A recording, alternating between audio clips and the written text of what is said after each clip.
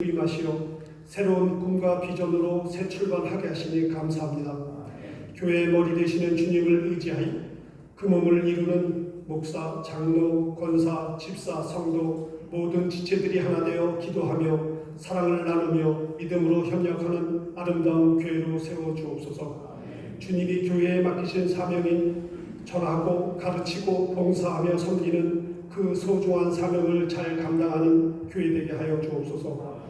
교회는 주님이 주인 되셔서 그 기쁘신 뜻을 이뤄가는 하나님의 나라이오니 세상의 가치와 사조에 물들지 않게 하시며 사람의 이기적인 생각과 사욕에 어지러워지지 않도록 불꽃 같은 눈으로 보살펴 주옵소서.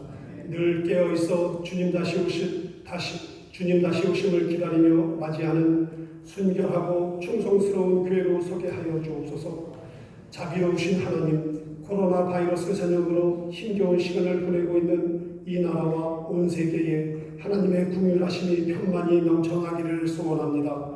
주춤하던 코로나가 다시 확산되므로 사회 활동이 제약받고 어려운 환경과 경제 여건으로 인해 걱정과 불안 속에 있는 분들을 위로하여 주옵소서. 모든 아픔과 고통이 치유되고 안전한 일상이 회복될 수 있도록 주여 은혜 베풀어 주옵소서. 당에 서신 목사님께 성령으로 충만케 하여 주셔서 담대히 하나님의 말씀을 전하며 구원의 은총을 선포하게 하시옵소서. 목사님께 강건함을 주시고 새 집과 새로운 환경에 잘 적응하여 평안한 가정을 이루며 주의 종으로서의 사명을 잘 감당하도록 늘 함께하여 주옵소서. 오늘도 예배를 위해 봉사하며 헌신하는 성가대와 모든 손길들을 기억하시옵소서. 모든 것을 감사드리며 부활이여 생명 되시는 우리 주 예수 그리스도의 이름으로 기도합니다. 아멘.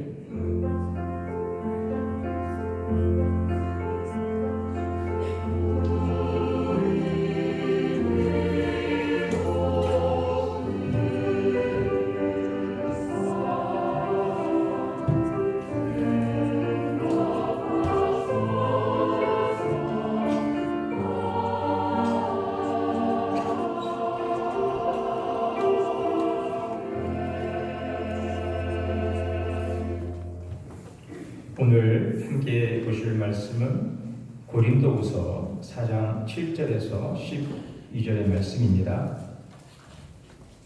신약성경 289면입니다.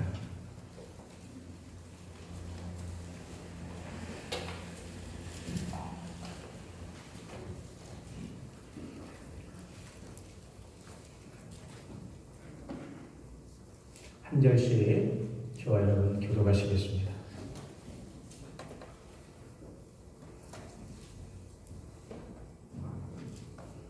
우리가 이 보배를 질그릇에 가졌으니 이는 심히 큰 능력은 하나님께 있고 우리에게 있지 아니함을 알게 하려 함이라.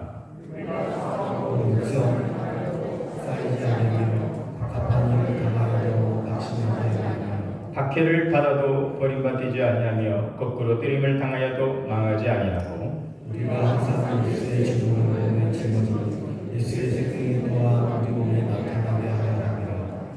우리 살아있는 자가 항상 예수를 위하여 죽음에 넘겨짐은 예수의 생명이 또한 우리 죽을 육체에 나타나게 하려 함이라.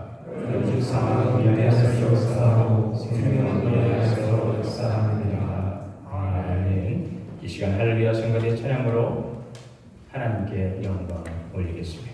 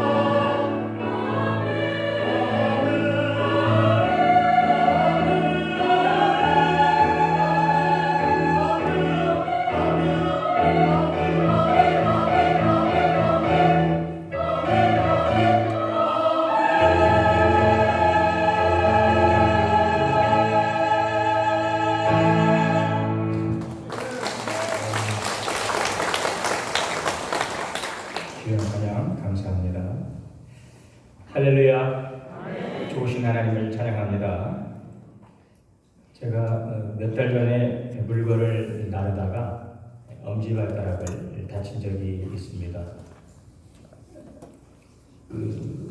무거운 박스를 들고 옮기는 거였는데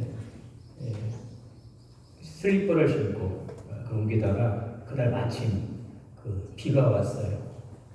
전날 비가 왔습니다.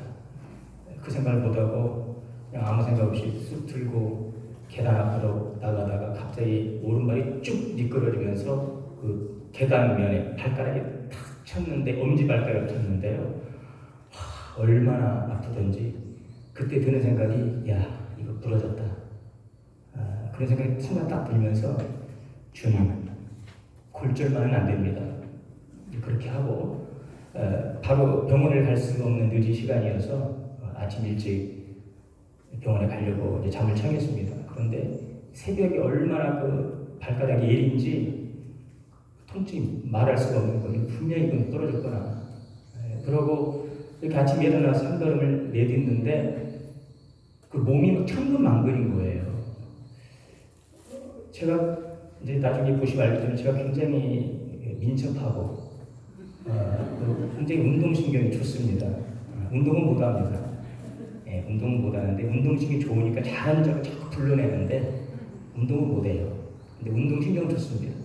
굉장히 몸도 날렵하고 아주 반사신경 좋은데 그 발가락 하나 다치고 나니까 어디로 싹 가버리고요. 몸이 천근만근인데 그렇게 몸이 무거울 수가 없는 것입니다.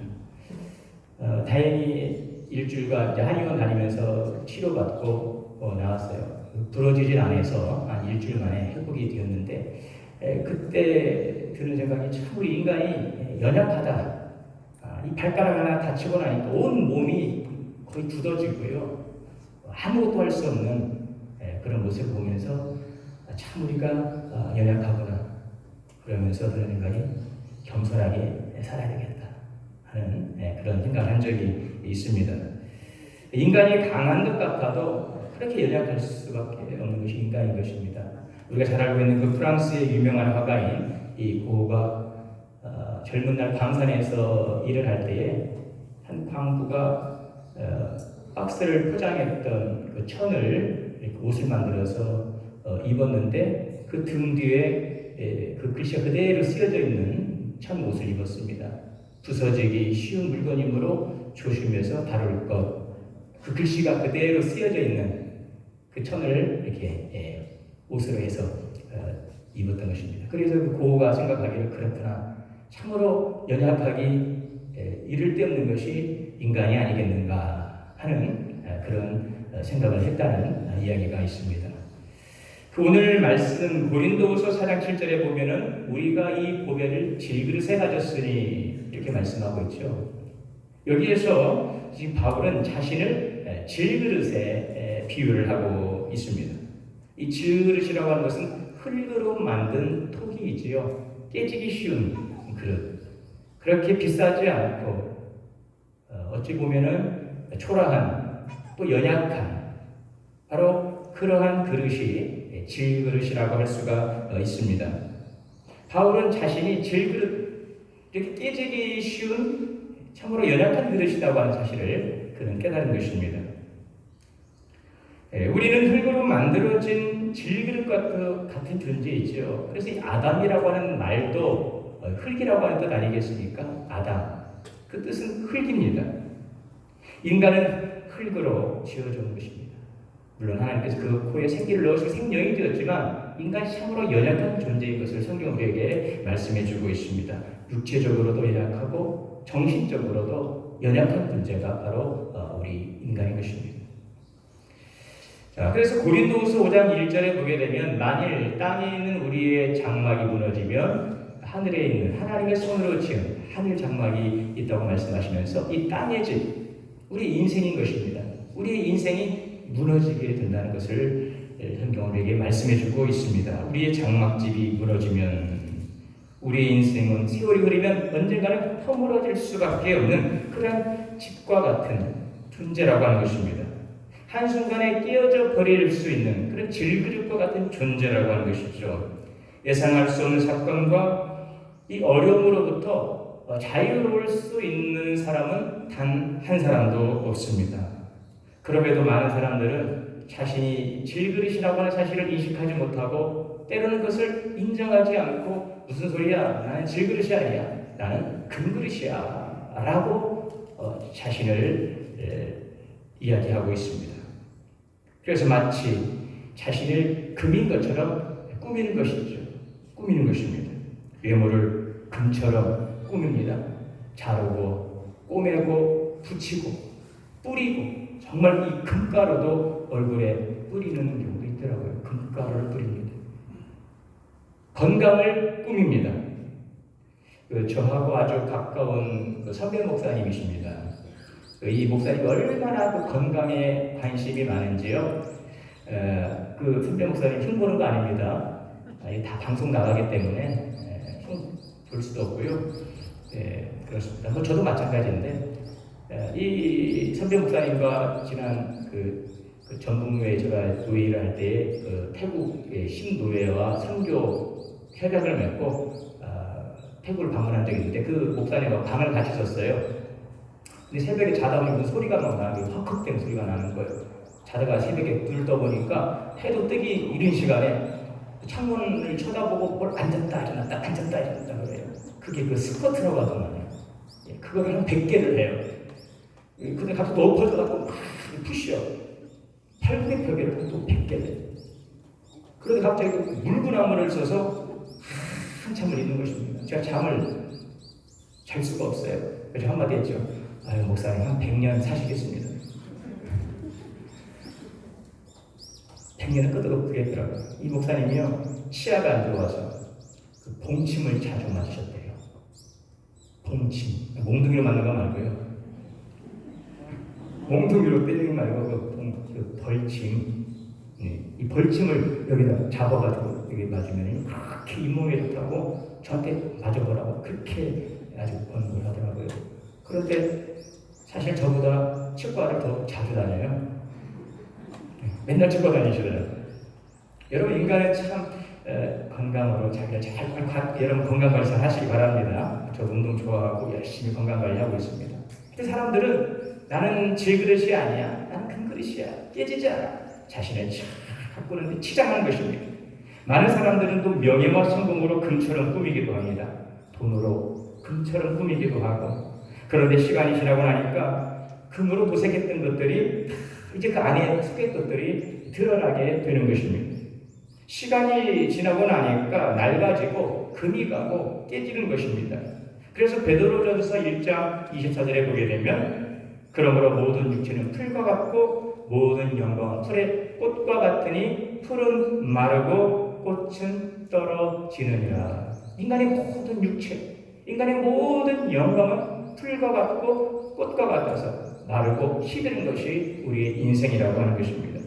여러분, 우리는 질그릇과 같이 쉽게 깨져버릴 수밖에 없는 존재인 것입니다. 누구라도 다 마찬가지예요. 그래서 오늘 말씀 8절 9절에 보게 되면, 사방으로 우겨쌈을 당하기도 합니다. 인생을 살아갈 때 누구라도 답답한 일을 당하기도 합니다. 낙심하기도 하지요. 핍박을 받기도 하고 거꾸로 뜨림을 당하기도 하고 때로는 망할 수도 있어요. 이것이 우리의 연약한 인생인 것이죠. 여러분, 오늘 우리가 이런 자신의 모습을 보게 될 때 어떻습니까? 어깨가 쭉 늘어지고 자신감도 없어지고 의욕도 상실하게 되죠. 아주 무력해지지요. 열등감 속에서 정말 우울해지는 우리의 모습을 발견하게 되는 것이죠. 자, 그런데 과연 하나님께서 이렇게 우리가 자신감도 없고 무기력하게 여기서 채이고 저기서 밟히고 여기서 뜯기고 이렇게 살다 끝나기를 원하실까요? 여러분, 주님 결코 그렇지 않습니다. 예수님께서 요한복음 15장 11절에 보니까 내 기쁨이 너희 안에 있어 너희의 기쁨을 충만하게 하려 함이라. 할렐루야. 우리 연약한 질글 같은 존재이고 이렇게 답답하고 낙심당하고 망하기도 하고 거꾸로 때림을 당하기도 하지만, 그러나 주님은 우리가 그렇게 살다 인생 끝나기를 원치 아니하시고 내 기쁨이 너희 안에 있어 너희 안에 기쁨이 충만하게 원하시는 것이 우리랑 하신 하나님의 뜻임을 믿으시기를 바랍니다. 자, 그러면 비록 우리가 이 질그릇과 같이 연약한 존재이지만 무기력하고 우울한 모습으로 끝나지 않는 인생을 살아갈 수 있는 그 비결이 무엇일까? 그것은 먼저 나는 질그릇 같은 존재라고 하는 사실을 먼저 인정하고 고백하는 것입니다. 아니라고 부인할 필요가 없어요. 그 질그릇이라고 해서 그것 때문에 낙심하고 우울할 필요 없습니다. 그렇구나. 나는 질그릇과 같이 연약한 존재구나 라는 사실을 우리가 인정하고 고백하는 것. 이것이 해결 방법의 첫 번째인 것입니다. 인간의 행복은 자기 존재에 대한 인식에서부터 시작한다고 할 수가 있습니다. 자기의 연약함을 인정할 때 자유로울 수가 있어요, 여러분. 자기 연약함을 인정할 때 행복할 수가 있어요. 연약한데 아니라고 자꾸 자기를 치장하고 가리고 남들 앞에서 아닌 것처럼 사는 것처럼 부자연스럽고 피곤하고 힘든 게 없어요. 그래 나는 원래 이래. 나는 연약해. 나는 질그릇이야 라는 것을 우리가 인정할 때 여러분 우리는 자유할 수가 있어요. 우리는 그때 행복할 수가 있는 것입니다. 내 자신이 연약한 질그릇과 같은 존재라고 하는 것을 깨닫고 그것을 인정하고 고백하는 것입니다. 자신의 실존을 깨닫고 자신을 솔직하게 드러낼 때, 그러할 때 상실과 이제는 절망의 자리에서 치유와 회복의 자리로 옮겨지는 자신의 모습을 우리는 발견할 수가 있게 되는 것입니다.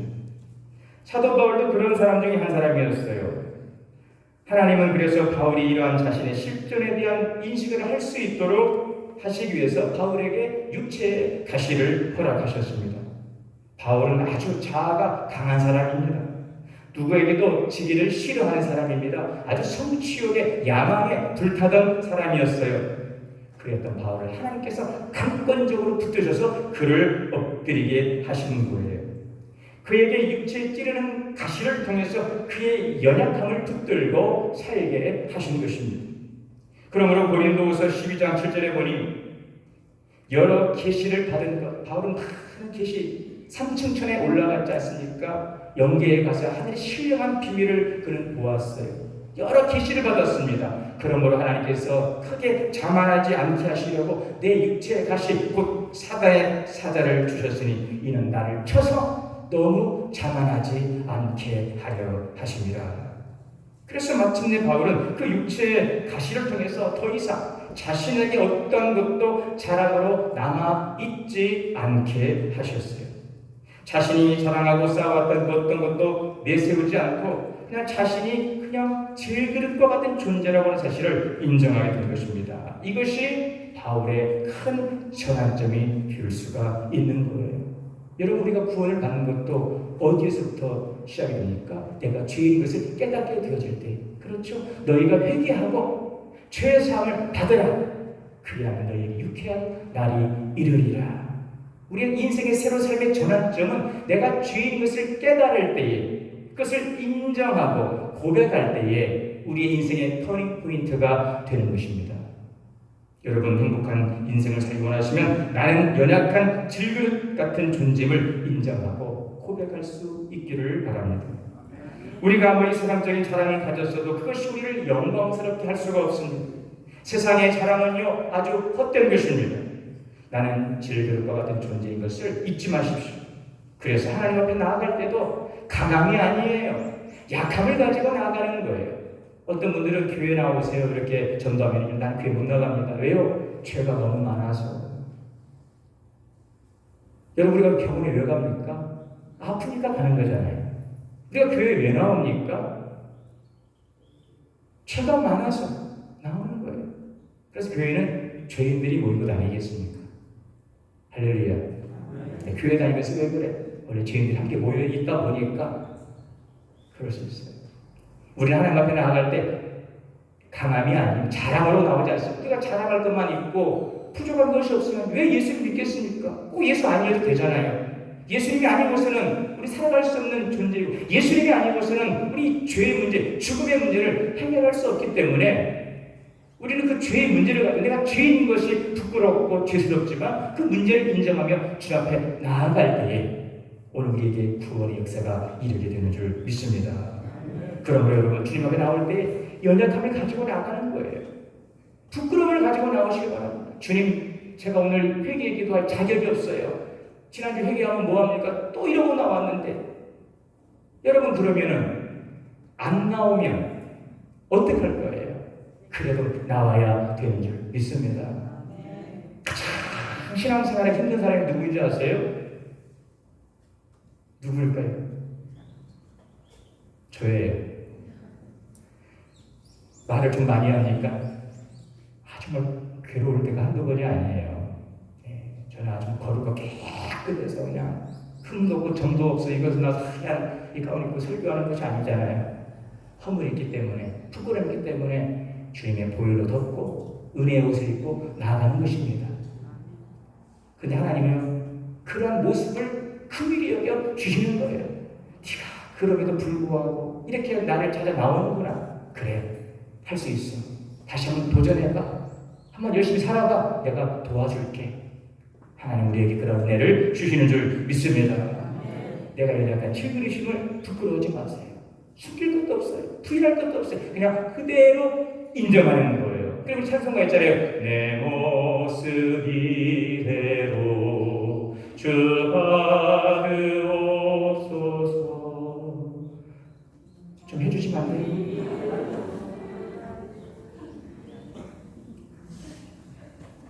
물 한 잔 마시려고 한 건데 그렇게 안 도와주시면 물도 못 먹습니다. 가사를 잘 몰라서 그랬어요. 여러분 그리고 그 다음에는요 우리 안에 보배가 있음을 아는 것입니다. 할렐루야. 그러나 우리 안에 보배가 있다는 것입니다. 비록 우리가 질그릇같이 연약한 존재이지만 무기력하고 우울한 모습으로 끝나지 않은 인생을 살아갈 수 있는 것은 오늘 7절의 말씀에 우리가 이 보배를 질그릇에 가졌으니 이는 힘이 큰 능력은 하나님께 있고 우리에게 있지 아니함을 알게 하려 함이라. 바울은 질그릇이라고 인정하는 것으로 끝나지 않았어요. 오히려 자신이 질그릇임에도 당당했습니다. 비록 질그릇 같은 보잘것없는 존재임에도 낙심할 이유 없어.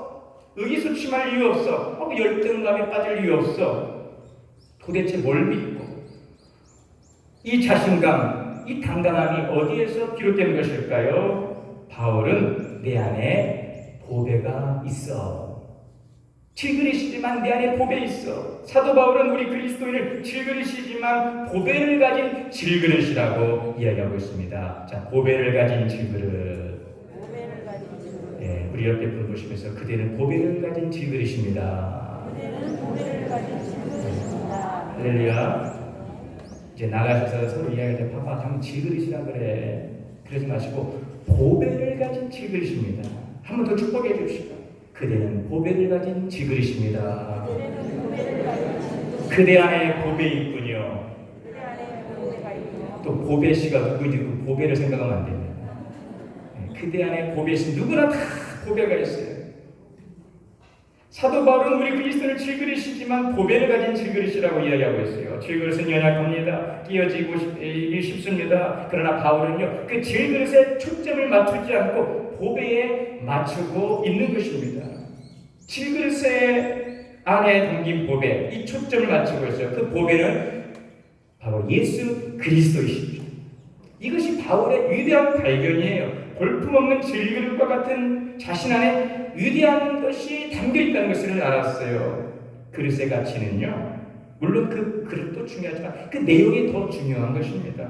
내 안에 무엇으로 채워져 있느냐에 따라서 우리의 인생의 질이 결정이 되는 것입니다. 물을 채우면 물그릇이 되고 밥을 채우면 밥그릇이 되고 기름을 채우면 기름그릇이 되고 보석을 담으면 보석 그릇이 되는 것이죠. 똑같은 그릇인데 그 안에 무엇이 들어있느냐에 따라서 그릇이 결정이 되는 것입니다. 바울은 자신은 비록 질그릇이지만 보배를 담은 질그릇이다. 그 인생의 초점은 어디에 있습니까? 자기가 아니에요. 내 안에 있는 바로 예수 그리스도에게 초점이 있어요. 질그릇 자체는 가치가 없어요. 주목받을 수 없는 존재입니다. 그러나 질그릇 안에 무엇이 담겨져 있느냐에 따라 전혀 달라지는 것입니다. 우리가 어떤 사람들을 보면서 그냥 쉽게 판단했어요. 나중에 알고 보니까 그분이 보통 분이 아닌 거예요. 보이긴 질그릇이었는데 나중에 알고 보니까 정말 대단한 분이고 살면서 사람이 어떻게 보입니까? 달라 보이는 것이지. 할렐루야. 볼수록 달라지고 볼수록 새롭고 볼수록 놀라운 인생이 될 수 있기를 원합니다. 우리 예수님을 바라볼 때에도 신앙생활 할 때에도 예수님을 알면 알수록 더 신기하고 더 놀랍고 더 위대하신 분임을 깨닫는 은혜가 있기를 주님의 이름으로 축원합니다. 맨날 가서 한 얘기 또 하고 한 얘기 또 하고 기도 매일 한 소리 또 하냐고 하지만 똑같은 반복되는 기도이지만 그 기도 가운데 역사는 주는 새롭게 우리를 만나 주시는 것입니다. 이 말씀 여러분 얼마나 말씀 많이 들었어요. 이 말씀 얼마나 많이 들었어요. 그러나 예수는 생명이시기 때문에 오늘 새롭게 우리에게 말씀하시고 새롭게 우리를 만나 주시는 줄 믿습니다. 오늘 우리의 삶이 그러한 삶이 될 수 있기를 원합니다. 여러분, 그릇의 가치는 질그릇으로 결정되지 않습니다. 여러분 안에 보배되시는 예수 그리스도로 결정되는 거예요. 여러분의 인생은 여러분 자신으로 결정되는 것이 아닙니다. 여러분 안에 보배되시는 예수 그리스도로 인하여 결정되는 줄 믿습니다. 할렐루야. 많은 분들이 이제 그런 기대감이 있을 거예요. 우리 목사님 새로 왔으니까 목사님이 뭔가를 보여주시겠지. 뭐 능력이 많으시겠지. 저 능력 없어요. 저 정말 잘하는 게 없어요. 저는 잘하는 게 없어서 오늘까지 버텼습니다. 제가 이렇게 목회하시는 분들 보면 뭐 잘해서 가는 건 아니더라고요. 여러분 저에 대해서 기대감을 버리십시오. 저 굉장히 부담스럽습니다. 왜 빨리 안 하실까? 뭐 할 때가 됐는데 뭐 알아야 하죠. 저 동원교회를 몰라요. 내가 했으니까 이걸 하면 될까? 절대 안 돼요. 내가 동원교회를 잘 모르잖아 솔직히. 그죠? 뭐 아내 체를 좀 지난주 몇 번 했지만 잘 몰라요. 그러니 여러분 너무 저한테 기대하지 마시고 기도해 주시기 바랍니다. 할렐루야. 기도만 해주세요. 도대체 뭐 하는 거야? 여러분 기도해 주시기 바랍니다. 그리고 이제는 제가 아닌 여러분 안에 예수 그리스도를 새롭게 발견하시기를 바랍니다. 저를 통해서 말씀이 선포되고 그 말씀을 통해서 송승진 목사가 전하는 말씀이 아니고 그 말씀을 통해 역사하신 내 안에 그리스도를 오늘 여러분들이 만나는 역사가 있기를 주 이름으로 축원합니다. 그러면은요 너희가 내 안에 거하고 내 말이 너희 안에 거하면 무엇이든지 원하는 대로 구하라. 그리하면 저절로 여러분 이것처럼 좋은 게 없어요. 힘으로 되지 않습니다. 능력으로 되지 않습니다. 오직 하나님의 힘으로 하나님의 영으로 되는 거예요. 우리가 복복복 우리가 붕붕 여러분 그런다고 복이 오고 붕이 옵니까? 하나님의 능력이 임하는 것입니다. 하나님 복을 주셔야 되는 것입니다. 그걸 위해서 내 안에 있는 보배가 오신 예수 그리스도를 여러분 발견하시기를 주님의 이름으로 축원합니다. 여러분 이것이 바로 보배를 지닌 질그릇의 축복인 것입니다. 바울은 그래서 이 진리를 뼛속까지 깨달았습니다.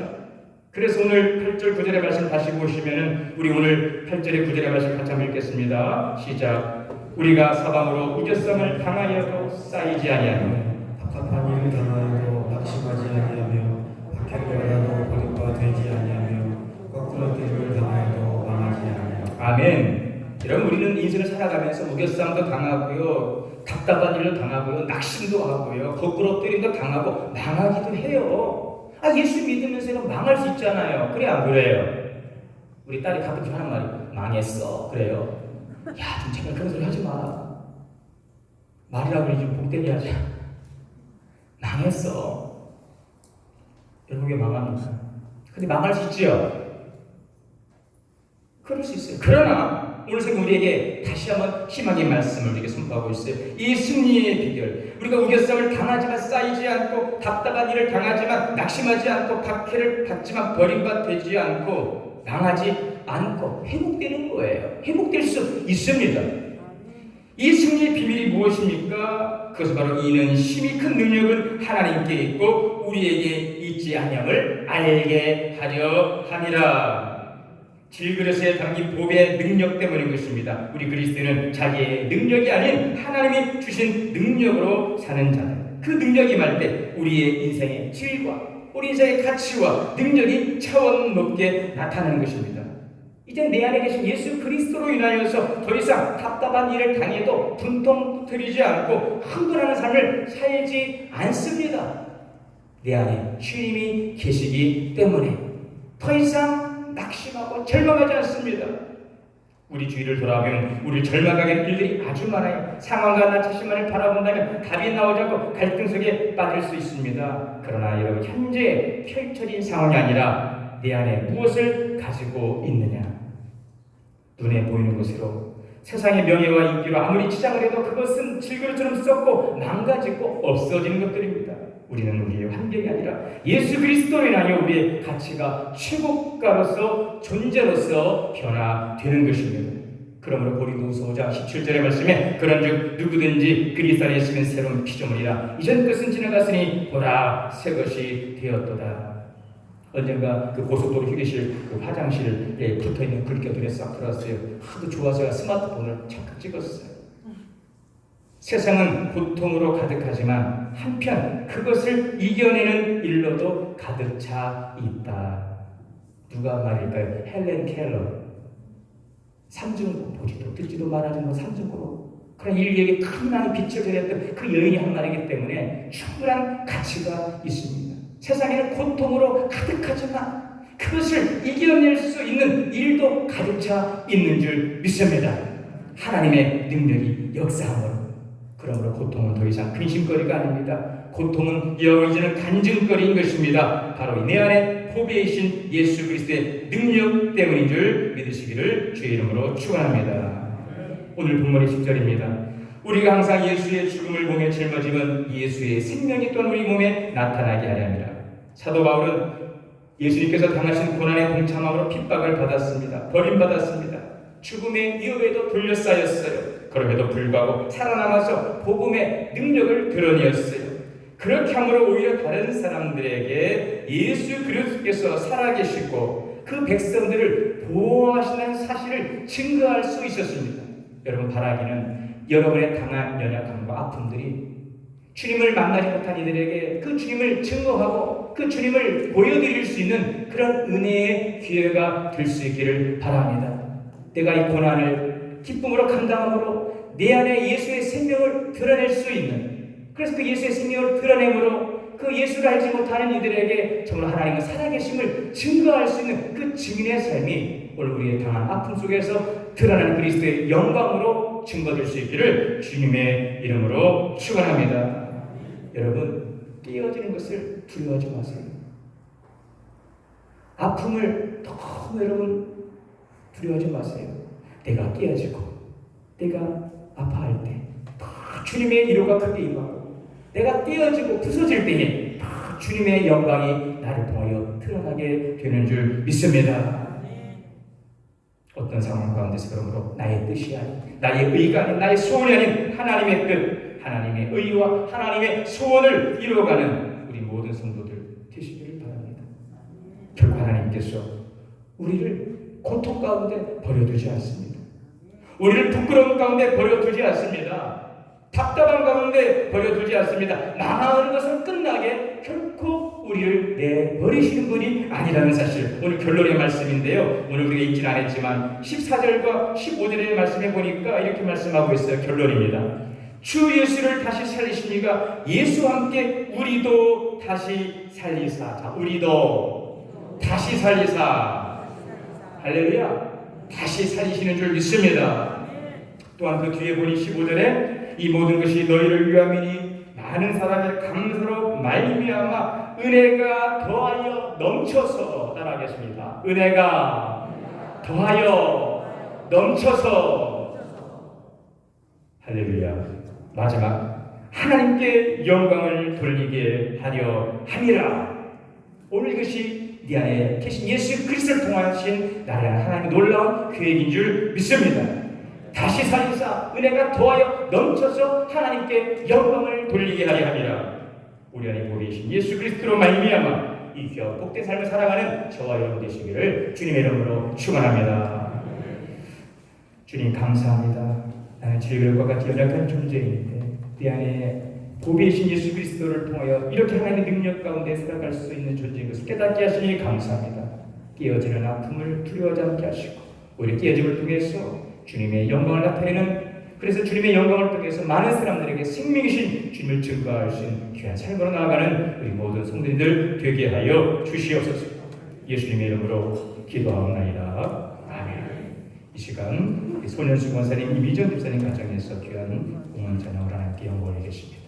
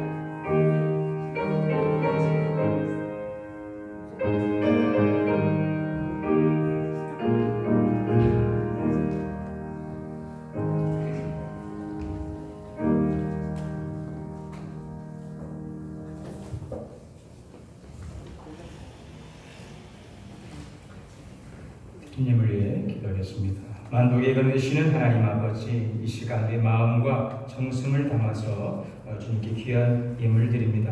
모든 것이 하나님으로 왔기에 하나님께 돌려드리지만 성별하여 제목을 담아 드려지는 신실한 주의 손길을 축복하사 하늘에 신령하고 땅에 기른 것으로 복되게 하여 주옵소서. 11조 헌금, 감사헌금, 장리 기념주일, 또 범사의 감사, 또 부활절 감사 함께 하심으로 건강 주심으로 감사하며 믿음 주심으로 감사드립니다. 월정과 선견금으로 드려집니다. 교육과 기품 구입을 위한 특별 헌금으로 드렸습니다. 주님 선하신 교회에게 온전히 쓰여지게 하시고 쓰임것이 주의 놀라운 역사가 나타나게 하옵소서. 30배 60배 100배로 우리 가정과 기업이 복되게 하여 주시옵소서. 예수님의 이름으로 축복하며 기도하옵나이다. 아멘.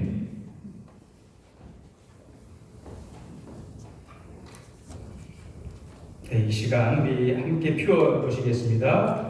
화의 성령이여 하나 되게 하소서. 우리 옆에 계신 분들과 문을 마주하고 눈을 흔들며 기쁨의 인사로 함께 인사 나누겠습니다.